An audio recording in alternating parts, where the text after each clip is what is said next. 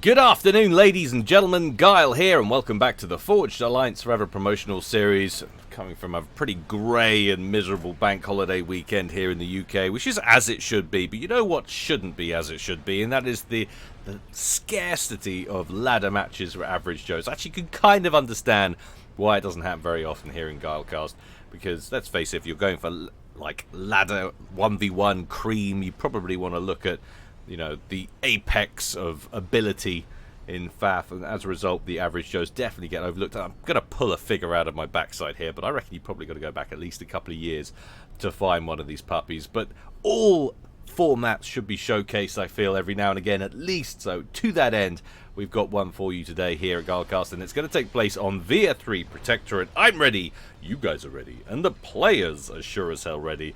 So let's go on over to the game zone and see how they're going to get on. Cha-ching. Ka-ching. Instant loading is what we like to see. Let's take a look at our players.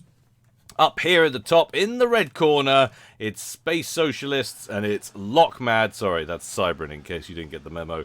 Lockmad, although interestingly, tried to look up the names. Couldn't find any entry in at least the download client to try and work out what his global ranking was. But anyway, here he is, and he's going first land, and his opponent down here in the bottom left going UEF is also opening first land. It is Rosh3000, and although you might not be quite as interested, I'm going to take a look at their red course openings just so you can, well, I don't even know if you want to nick them. Who knows? But this will be interesting actually, because it's okay. Ladder matches and ladder rankings, we know that they're not typically a great tool to assess someone's ability, because some people play a lot of ladder, some people don't play ladder at all. General ranking, I always feel, is a slightly better indicator of someone's overall ability, at least if you take it with a pinch of salt, because obviously some people only play team games and so on and so forth. But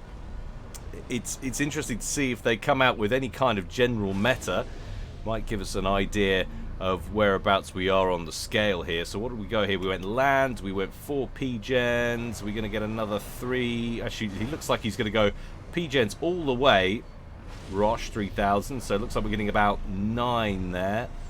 And then he's going to go on from that onto the air factory. Engineers, meanwhile, picking up the core mass. What have we got over here? It looks like Lockmad has gone for potentially 4. Yeah, he's going to go for 8. So 1 less, and then pick up the land factory. And again, I think might have got a bit of assistance from the ACU from those 2 corner mexes on the core set there. The rest picked up by engineers, who then go on to reclaim missions. But like I was saying, I did manage to check out Rosh3000, and his global ranking is about 1,000 and something, like 1,024. Again, pulling numbers out of my backside, and I think it's fair to say Lockmad will probably be somewhere comparable, even though I can't seem to find him. I don't know why. Incidentally, guys, if you are wondering where you can check out replays now, the only place you can search for them is the download client.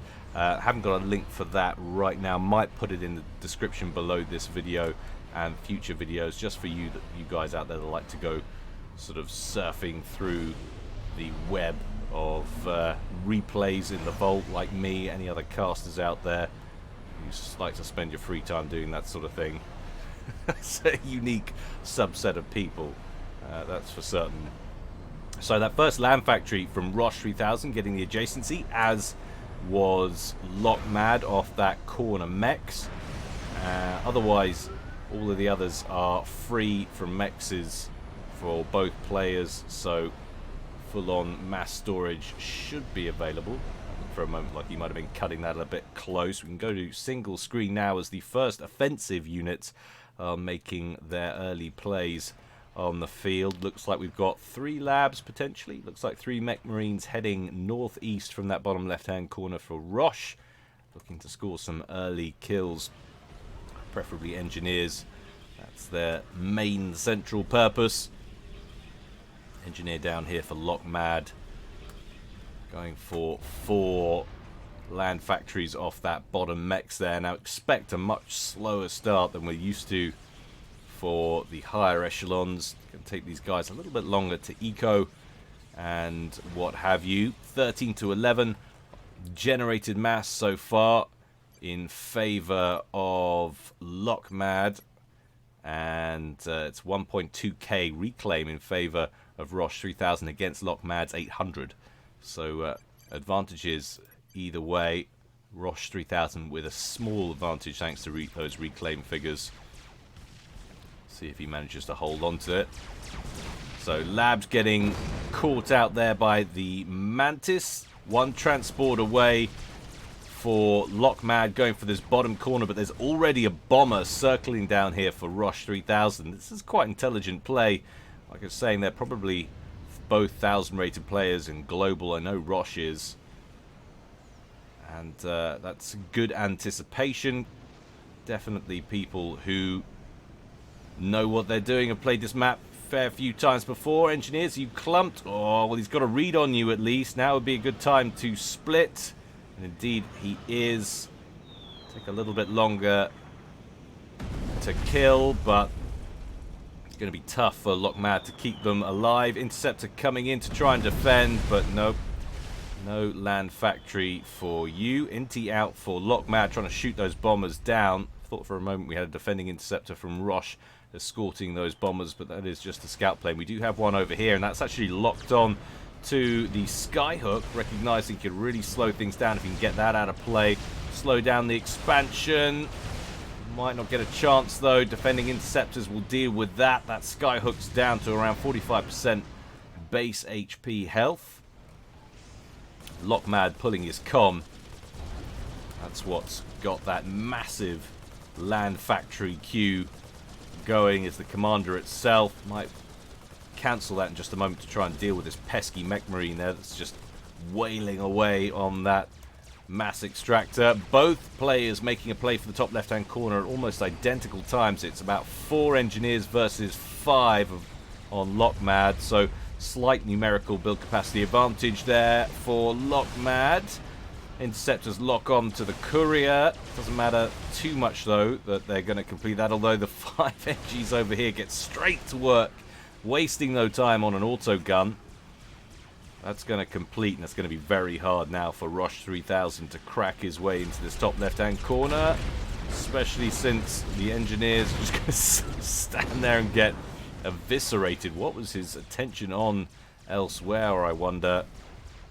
Is it the bombers trying to being used offensively over in the east? Well, it looks like he's had some wins there, shown by the explosion marks and the wreckage. There's definitely a difference, a marked difference you can see in the sort of the APM, the ability to be everywhere, and it's hard enough for the pros to do it in a format such as Supreme Commander, but it gets especially more difficult the lower down the scales you go. People's keyboard proficiencies, hotkeys and what have you might be less well skilled.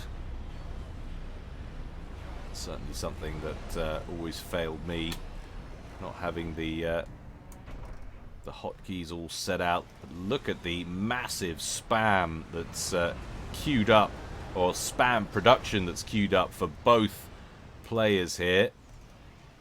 Com's actually not in charge of Operation Factory Build for Lockmad. He's pulled that away. He's got engineers working on those for him.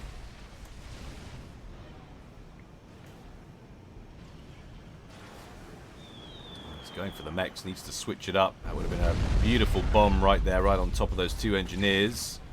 Might still get a chance for a 2-for-1 kill.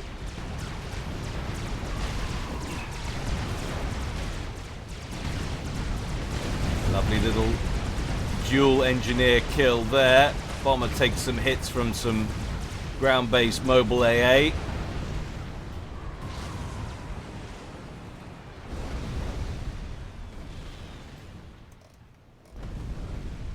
Oh my god, kill the engineers, please. Just give a sneaky little look to the top left. Kill the engineers that are building all the factories that are going to make it impossible to take this score back. Kill them! And he moves just in time. Well, he wasn't going for him anyway, still focusing on the mass extractor. So this is a queued up pattern, I would imagine. Don't see why you wouldn't be going for the engineers.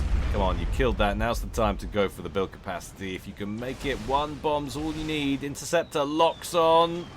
He's going for the factory. Not there. Rosh3000's commander brought to the northern edge of his base. There will be some people. You see, I love this. It's a little bit different. There's going to be some of you out there, though, I know, that are just going to be, ugh. First of all, ugh, average Joes. And then second of all, ugh, ladder match. I only like team games, but you literally can't win. You know, it's horses for courses. Some people love the team games. Some people hate them and they want ladder. Some people love the Joes. Some people want only the pros. We all have to be just a little bit tolerant. If you want to scream at anybody, just scream at me for not devoting more time to the channel and getting more of your preferred content online. And you leave the players alone. They're all doing their best.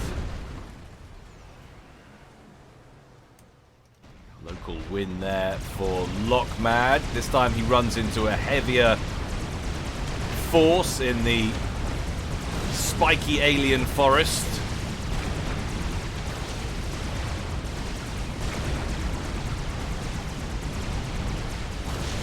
Ever there was a need for some Agent Orange. This is a planet that requires it.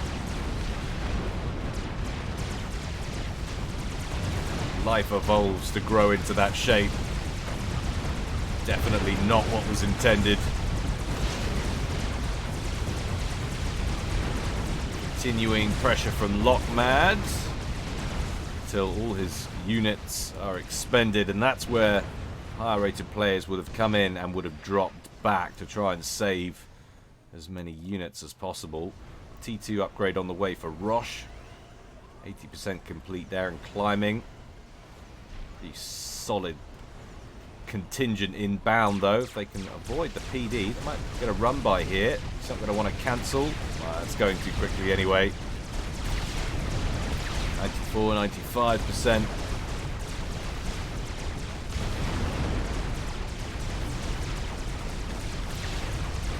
Commander out and operational. Backed up by that T1 point defense. And Lockmad's rightly going to disengage. So where are we at now? Rosh, despite being on a smaller portion of the map, currently in the lead on generated eco, 50 to 45. Mass totals 24k, so 5k advantage for the time being is Rosh down in that bottom left-hand corner, but he's definitely given up some savoury territory up in the top left-hand corner.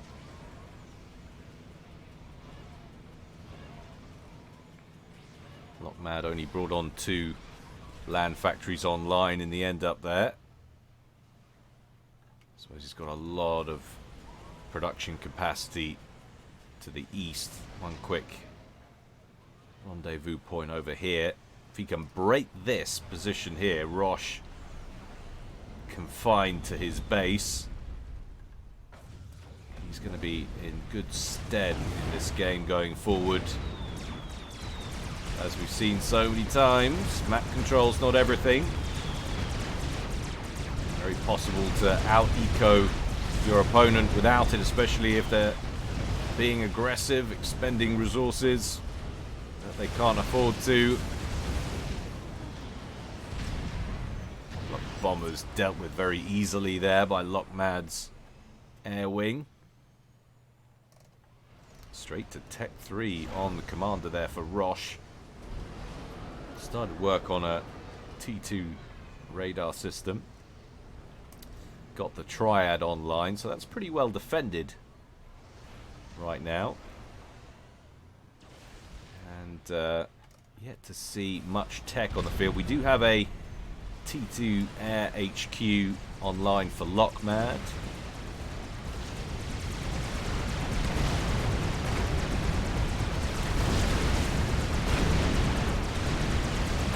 Not great positioning, getting caught on that rock coming around the edge.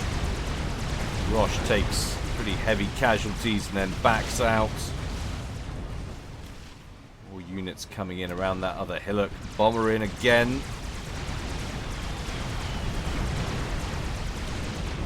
Take care of a few Mantis.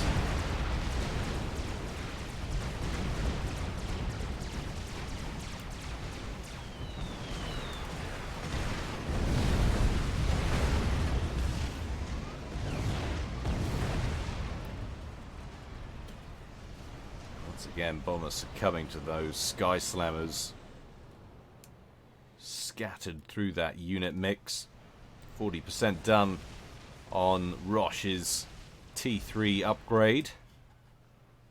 It's going to give him a huge amount of build power on the comm. And he's still climbing 72 to 59, and he's grabbed the bottom right-hand corner. Lockmad not making a push for that.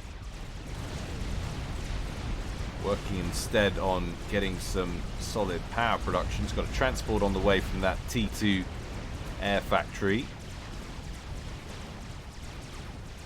Pushing air pretty hard right now. We're going to see some mass Corsair surge in a minute. We'll have to wait and see. What we got down here? What's going on? Oh, we're going for an air upgrade as well for Rosh. Did see an interceptor buzzing around over the top of Lockmad's base. Probably scouted that T2 factory, and as a result went for a reactionary upgrade himself.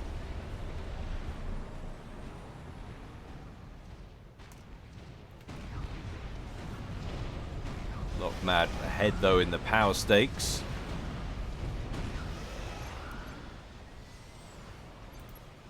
.9k to 1.3. Rosh manages to sneak a couple of strikers into the main base as well. It's not going to get an awful lot done with that though. Very little on the ground guarding the base, but it won't take much. It's found a Dragonfly T2 transport. It's going to take absolutely forever to chew through any of these though. Lovely if he could have brought a couple of Lobos with him. I don't even know how he managed to sneak those in. They must have come up here before all this unit pile amassed. Meanwhile, counter push from Lockmad now, bearing down on that T1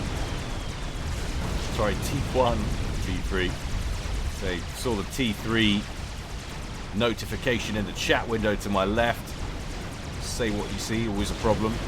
But yeah, T1 PD getting overwhelmed there. T2 upgrade on the way for Rosh's comm. Astonishingly, there's still a striker alive in that base.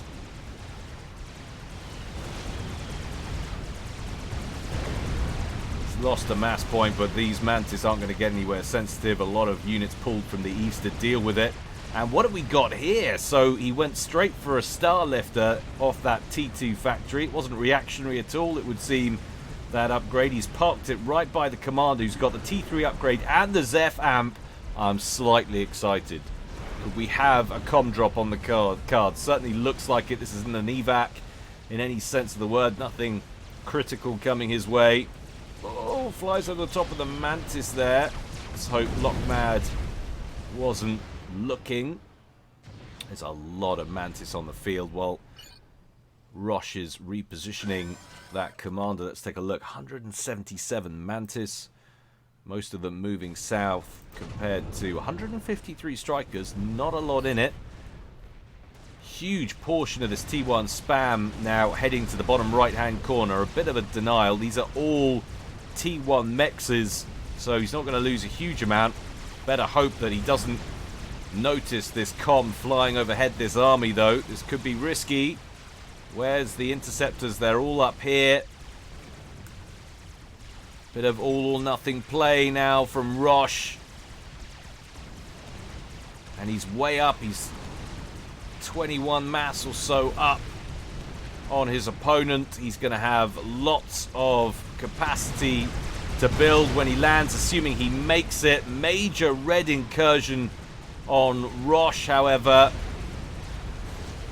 I have to keep an eye on the radar because this is the crucial point of interest right now. Rosh Rosh3000 inbound on Lockmad's base. Offload.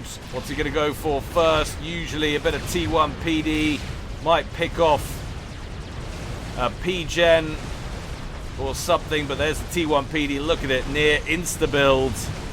And this is your worst nightmare right now if you're Lockmad.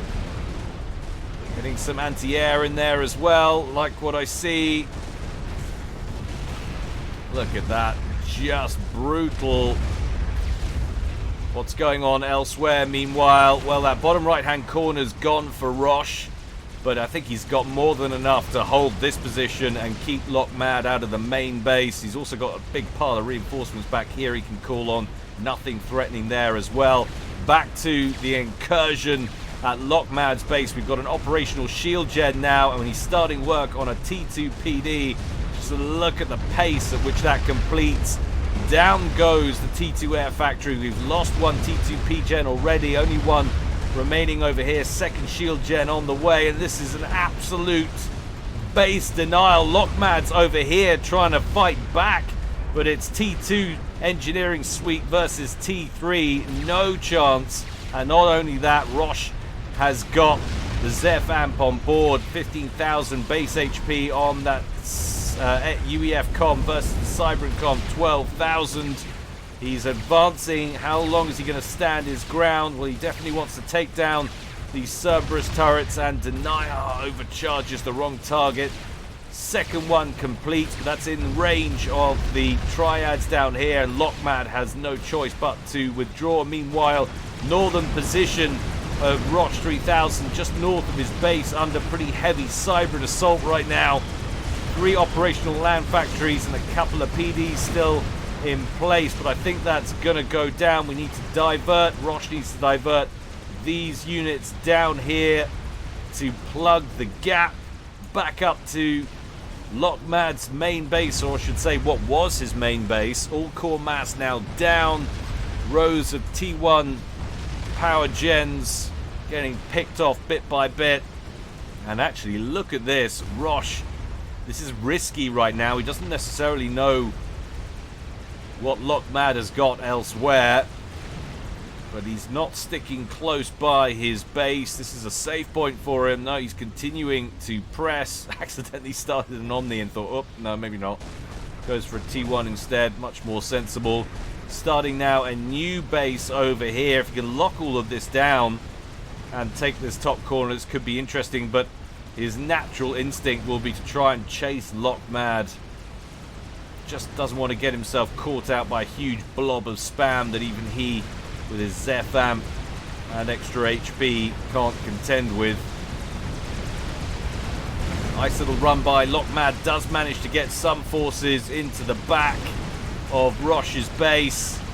It's not a huge amount. He has got some Medusas in this mix, although they're mostly further back. A few of them getting picked off on their way in. Of course, the light artillery, the Medusas, what pose the most threat to the buildings.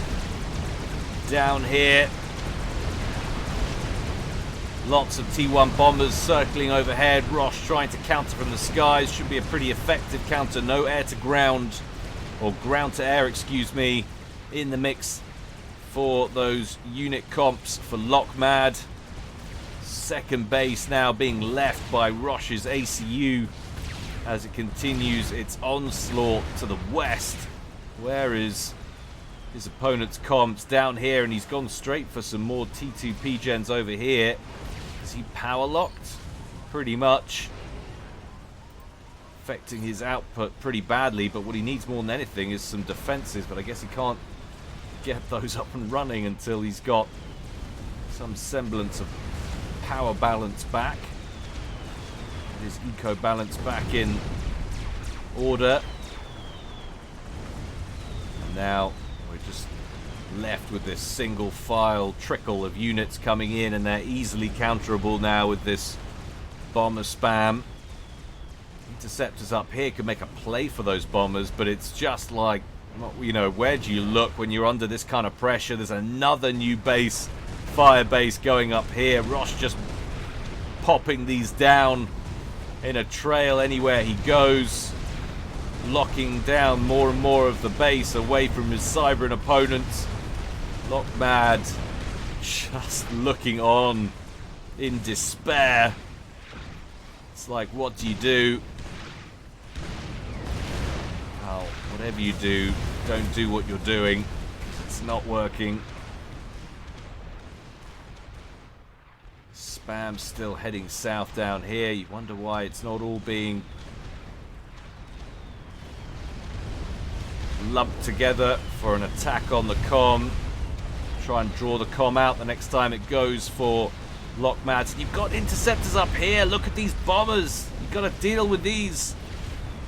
But this is classic SOCCOM head. He's in a panic. He doesn't know what to contend with first. Rosh, feeling like he's probably got this sewn up, is thinking entirely offensively right now and is about to drop a whole load of Lobos somewhere in the backfield over here. T1 bombers having dealt a fair bit of damage to that top left corner, now being redirected over here towards Lockmad's comm. Surely those interceptors will be given the go now. Might just wake up operationally. Earth was going on there. A little bit of unnecessary friendly fire. And there we go. Interceptors brought into the fray just as Lockmad absorbs an entire volley from the skies, down to 7,700 hit points. And then there were no bombers left. Just think, if he'd done that earlier, he might have saved a lot of his spam coming in here. He might have been able to level the playing field just a bit. Those Lobos have been dropped off up at the back to deal with some of these outlying factories. But right now, Lockmad down on 33 mass per tick, and frankly, not seeming to be producing much from anyway. These are still kicking out units, but otherwise there's not a lot going. New firebase up and running, new withdrawal point for Rosh's comm, and onward he goes, finding the next Cybran factory and taking care of it. Lockmad stuck behind the rocks over here without a Scooby-Doo of what to do.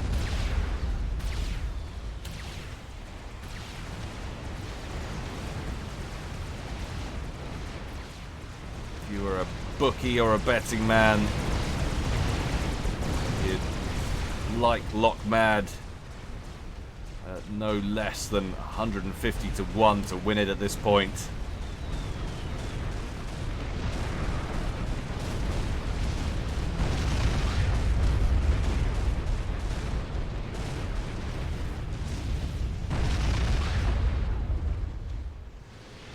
Tactical missile upgrade on the way for Rosh as he finishes those land factories. Lockmad still trying to press the advantage down here, but there's just nothing to be gained by it. That completed pretty quickly. Got the backpack online. Insta-builds the missile. Now where is it going? Interesting. Fires straight out east. Is he going for the HQ building over here? There's certainly no tactical missile defense in the area. Looks like it's heading that way. No, going for mexes instead. T1 bomber picks off a mass extractor and simultaneously discovers Lockmad's comm position once again. Knocking out that dragonfly will help reduce Lockmad's exit strategy to 0, or anywhere he can reach on his Todd.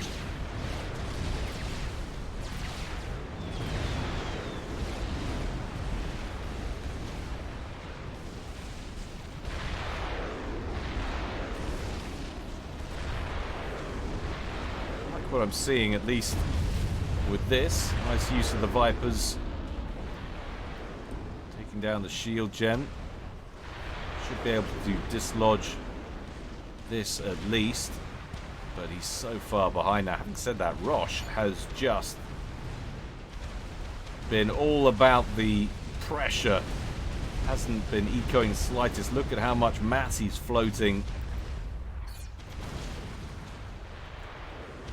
Completely full barred. Compare that to Lockmad. Down on 27.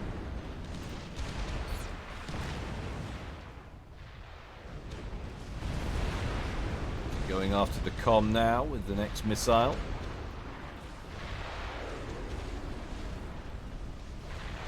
Ouch.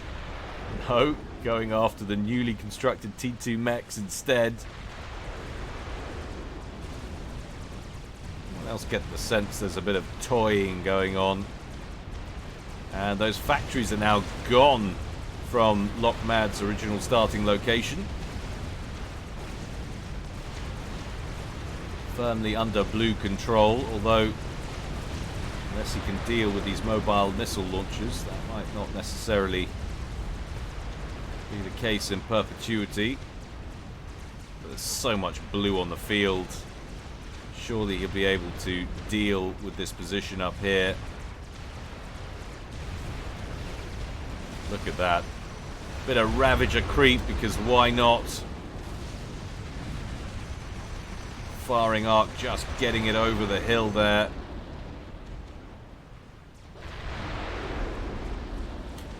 Second Ravager completes and starts spooling up.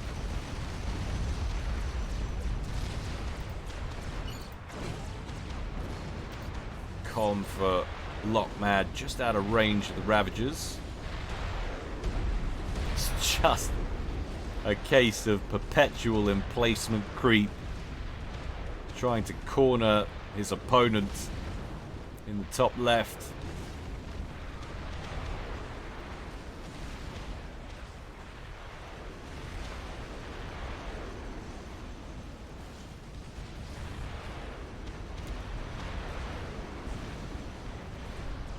Definitely not a great place to park your units just south of that. Ravagers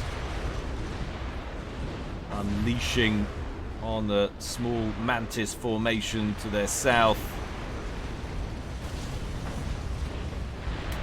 Hello, death from above. Huge Janus assault, taking out everything. Out goes the GG from Rosh. He's pretty comfortable that he's got this sewn up now. Inties for Lockmad respond. But he's got fewer Inties than there are Janus. Janus detach most of them to try and draw those over the top of the rail guns. Lockmad doesn't bite, goes for the 3 that were left behind, continuing to pressure the comm. Main group brought back. Surely he's not going to get out of this one. Huge napalm strikes.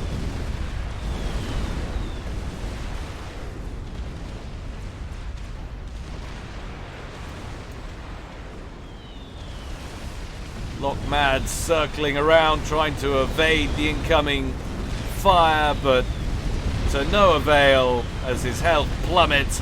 Boom! And at 30 minutes, Rosh completes what we basically known was going to be a win for at least the last 10, I think, ever since Lockmad failed to deal with that comm drop. And he missed an opportunity too, because he had the interceptors parked up there, and I'm sure there were plenty of signs of that transport coming in. If he could have shot that down, he could have ended it and changed the result. But I hope you enjoyed it. A little bit different. Definitely a little bit alternative to what we usually put out, but it's very important, I think, to showcase all styles, all levels, and all types of play, and just to let people know as well, if you're joining FAF, that you can get involved in ladder. You don't have to be at the cream of the crop. But anyway, hope you enjoyed it. As I say, don't forget, guys, if you feel so inclined, you can support me on Patreon. Details below that in each and every one of my videos. Thank you to each and every one of you who have and will donate in the future. Much appreciated. Should put a link as well if you're interested in Downlord's alternative FAF client, where you can still get an operational replay vault. We'll put a link below this video for that. But until next time, guys, stay well and stay safe. This is Guile, signing out.